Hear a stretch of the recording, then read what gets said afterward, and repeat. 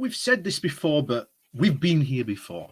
We've seen Boris get in trouble almost look like if it was any other politician, it would be end of the career. They'd have been shown the door.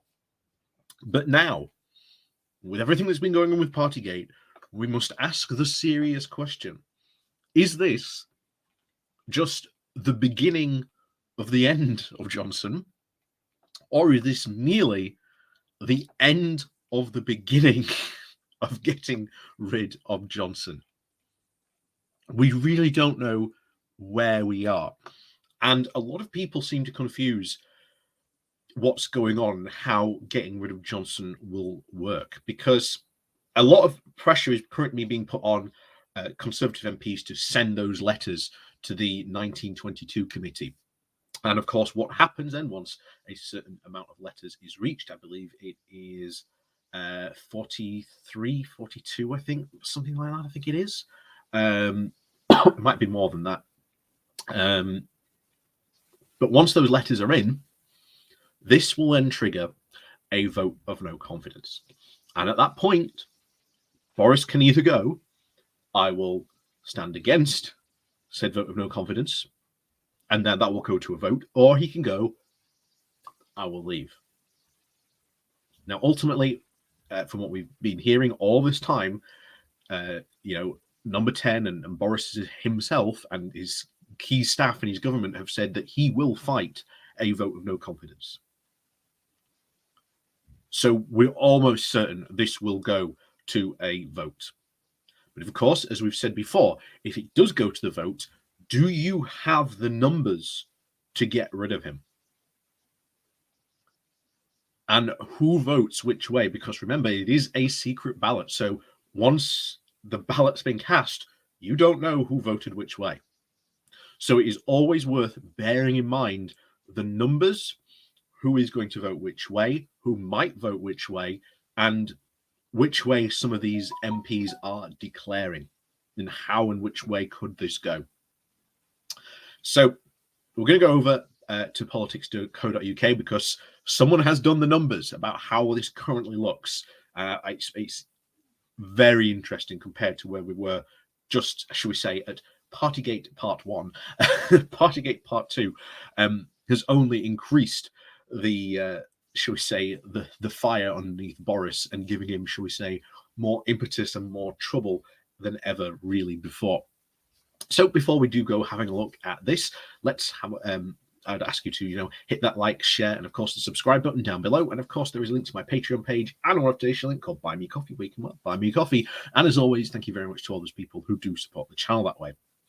So, as we said, this comes from politics.co.uk, and the title of this is Will Boris Johnson be forced out? The latest Conservative MP numbers. And it does come down to the numbers.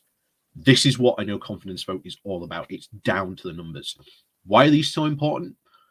Well, quite simply, if the people who want Boris gone get enough letters in to trigger the vote and he stands against the vote, which ultimately he said everything that he will do that, do they then have the numbers to give him the boot? If they don't and they fail, then Johnson is effectively safe from another vote for over a year. Meaning anything that could happen between, well, this time and next year, Boris is safe. So if even worse stuff comes out about Partygate, or like the Sue Gray report comes out and absolutely, admonishes Boris, and obviously we've got the Standards Committee, Boris is safe for quite a while. He's very, very safe. So this has to be the thing. If they are really seriously going to get rid of Boris, they have to have the numbers. If they don't have the numbers, there isn't even a point of sending those letters in the first place. So let's take a look at all this. These are latest updates as of the 22nd of April, which is today. So, as the dust settles on the decision by the Met Police to issue the PM with a fixed penalty notice, politics.co.uk has undertaken a full update on the position of Conservative MPs. The attached analysis shows that there is a clear and pronounced split within the Parliamentary Conservative Party. There are currently 124 MPs who, at the very least, are showing signs of discomfort with the PM. This, this is up 7 from the position 2 weeks ago. 20 of those 124 MPs have already publicly called for the PM to go, and with a further at least 44 considered to be very politically hostile. Meanwhile, at least 152 other Conservative MPs are regarded as supportive for the PM, with at least 98%, quote, actively, publicly backing in that category. On the basis of this analysis below, there is a clear and already enough MPs hostile to the Prime Minister to initiate a vote of no confidence. However, the fate of the PM would appear to lie with at least 83 Conservative MPs who are currently lying low. These MPs are who have given really no real public indicator on their feelings on the PM's future. If a secret, as we've said before, no confidence ballot again is likely, then some of those MPs who are again listed as supportive, notably those serving in the government, could very well turn against the PM. And this is what we've said, because it's a secret ballot, you don't know who votes which way. That, again, it's secret. And some of those people who supported, maybe when they go to the ballot, aren't really as supportive as they make out to be, which again could be very interesting. Equally, though, there is no guarantee that all those who are listed as shown signs of concern would vote against him. Should these two forces balance out, approximately 2/3 of the 83 MPs classified as, quote, currently lying low would need to vote against Mr. Johnson to force him to lose a no confidence vote. So as you can see, this is the next stage. If those letters go in this week, this is the next stage. So, and as you can see from the numbers here, this is what it looks like. So you've got the red, you've got about 20 that are openly calling for the MPs to go. You've then got this, the 47 who are considered hostile. Again, the 57 who are again showing signs of concern for the PM. Those 83 who are again currently lying low. The 54 who are probably considered supporters, and then you've got the 98 who are publicly backing for the PM to stay. These numbers matter, as we've always said. In a no confidence vote, this is what matters. So let's have a look at block one, those openly calling for the MP to go. You've got Peter Adolis, Steve Barker, again, really surprising one. Let's say that. Aaron Benn, Adrian Bowie, Andrew Bridgen, David Davis, Tobias Elwood, Sir Roger Gale, Nick Gibb, Mark Harper, Neil Hudson, Tim Loughton, Anthony Magnol, Neil Mills, Andrew Mitchell, Colin Noakes, Douglas Ross, Gary Streeter, Craig Whitaker, William Wragg. All these MPs have been calling for him to go. And again, this is those who are openly hostile. And as you can see, Boris is at the real problem stage, as it is again appearing to be hostile, numbers from at least 100 to 139. As you can see, this is where Boris, as you can see, starts to have real problems. After this, if more MPs turn hostile against him, it's not too far before he's gone. So this is block two with these considered hostile. Again, Duncan Barker, a former UKIP member, elected for North Norfolk. Harriet Baldwin, Peter Bromley, Karen Bradley, Steve Bryn, Robert Buckland, again, more really important, again, supported Johnson in the 2019 contest. And again, has sat as a cabinet minister between 2019 and 2021. He has since been dismissed, obviously, by Boris prior to becoming an MP.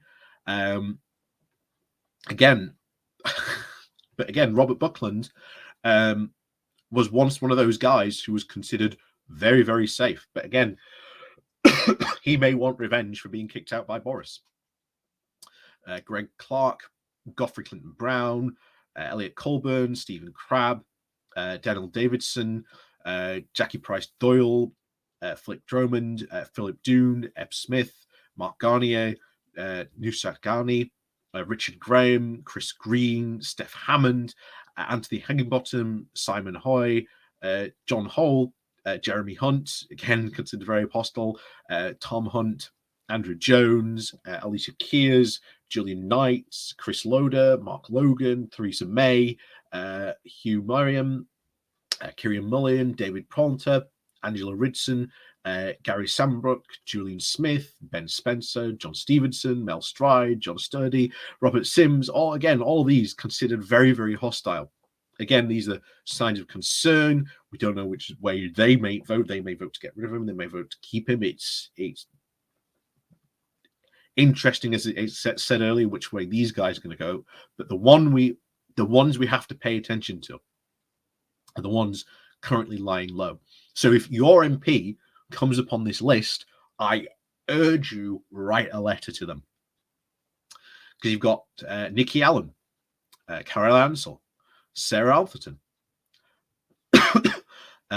Victoria Atkins, Gareth Bacon, Ben Bradley, Graham Bradley, Jack Burrington, Sarah Radcliffe, Fiona Bruce, Alan Keynes, Andy Carter, Raheem Christie, Alberto Costa, Claire Condro, Virginia Crosby, James Daly, Gareth Davis, James Davis, Jonathan Dionley, that's how you say it, Ruth Edwards, Nigel Evans, Sir David Everett, Ben Everett, Luke Evans, Mark Fletcher, Vicky Ford, Mark Hefia, Louis French, Mark Francois. Again, very strange that he is currently lying low. Again, a feisty Brexiteer and long-term opponent of John Bercow. He once submitted a letter of no confidence in Theresa May and then backed Johnson in the 2019 Conservative Party leadership, and he does not appear to have made any notable comment about Partygate. It is worth noting that two of his political friends on the right of the party, Steve Barker and Andrew Brigden, are amongst now those openly calling for the PM to go. Very interesting. Lucy Fraser, Marcus Frisch, Chris Grayling, of all people, again, failing Grayling, Kate Griffiths, James Grundy, Gordon Henderson, Richard Holden, Philip Holborn, Mark Hall, Rebecca Harris, Niall Hodgson, Jane Hunt, Caroline Johnson, David Johnson, Simon Jupp, David Kazolski, Gillian Keegan, Greg Knight, Eleanor Laying, Angela Leadsom, Andrew Lure, Ian Little Granger, Julia Lopez, Jack Loprist, Jonathan Lord, Clivian Markov, Alan Mark, Esha McVeigh, Mark Frenzy, again, all of these conservatives, again, Mark David, Cheryl Murray, Matthew Oxford, Park Pewsley, Mike Penning, John Penrose, Rebecca Poe, Victoria Peris, Mark Pritchard, Tom Pisgrove, Mark Robinson, Lee Rowley, Dean Croswell, Chris Skidmore.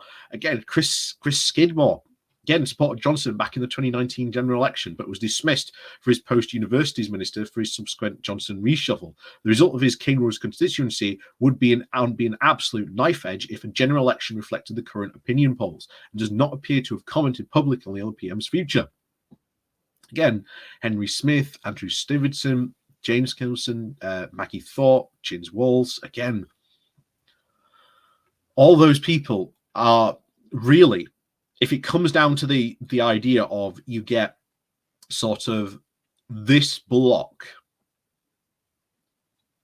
here voting for the PM to go versus these blocks who are like supportive, it comes down to how these people vote. These 83 who are, again, currently lying low. It's all down to them. But even then, we don't know which way people in this block might vote, or even this block, or even those who consider themselves, shall we say, loyalty. They may go, well, it's a secret ballot. I might just go try and nick Johnson off. And then who knows, I might be in line for an advancement. It's entirely possible. It is entirely possible. And like I say, when it comes to the secret ballot, who knows which way this could very well go when it comes down to it. We really don't know, because that's the next key. And then after that, then we can talk about who potentially replaces Boris. But at the moment, a lot of it's still in the air. And as you can see, that's still quite a lot of MPs who are undecided. But hopefully, maybe over this weekend, that might change. Fingers crossed, of course. But if it does come to a vote of no confidence next week, it could go either way. And that's the worry of those who want to get rid of Johnson.